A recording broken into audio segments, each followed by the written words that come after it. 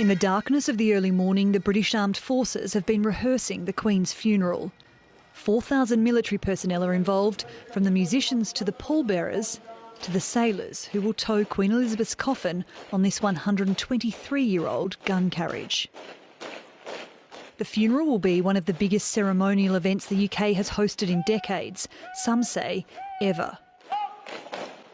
500 dignitaries, including 100 presidents and heads of government, have arrived in London. They were welcomed by King Charles at a state reception at Buckingham Palace. Many, including US President Joe Biden, took the opportunity to file past the Queen's coffin as she lay in state. The President also signed the official book of condolence.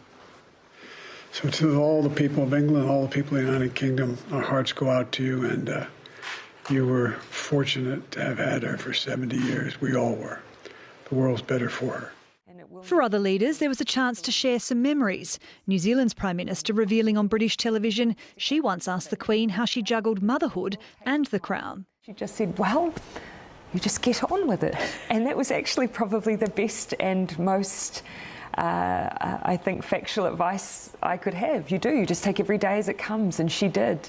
But I have such respect for her because I see now what it takes to be a mum and a leader, and she did it more times over than I. Millions of people are expected to line the route of the funeral procession to bid farewell to their longest-serving monarch. Some have camped for several nights to secure the best vantage points. I'm only 5'3". I didn't want to be 10 deep in the crowd. I wanted to be able to see, so here we are, committed to it. It will be 2 uncomfortable nights, but if it was a week, I'd still do it. Hosting an event of such scale and with so many international leaders also requires the biggest security operation ever launched in Britain. 10,000 police officers will be on duty to put a so-called ring of steel around the funeral. Snipers, sniffer dogs and helicopters have also been drafted in. Bins, phone boxes and drains are being searched and sealed. No chances are being taken. The funeral has been years in the planning. After 10 days of mourning, the time has now come.